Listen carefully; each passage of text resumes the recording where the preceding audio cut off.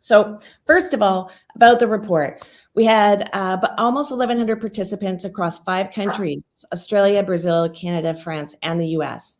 And the reports are specific to findings for each country, and that is available in the Resource Center. And the findings are really interesting. Some of the key findings: 58% of employees say their company has a whistleblowing program, but only 41% feel comfortable reporting misconduct. And less than half of those that feel confident their company would protect them from retaliation. And we're going to talk a lot about retaliation today. Sharon and Deborah both have experience on both sides of the coin with this. And another interesting fact about retaliation is, according to the EEOC, retaliation is the #1 form of discrimination reported in the US. And I think that's above race, it's above sexual discrimination, it's retaliation. So I think we've got a larger conversation about that as we get into it later in the presentation. And of course, leadership tone is closely linked with employee comfort and confidence. And I think we all, in our space, we talk about this all the time, tone at the top. And again, we'll talk about this a little bit more later on.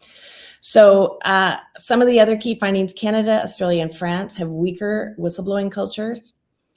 And I think, I was saying earlier with Deb and Sharon that Canada is far behind in their legislative protections for whistleblowers.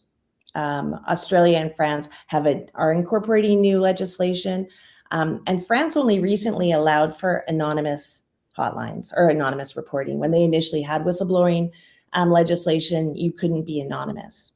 And so I know that Sharon and Deborah both have strong opinions on the necessity of being anonymous and having that option to not self-identify when you first come forward.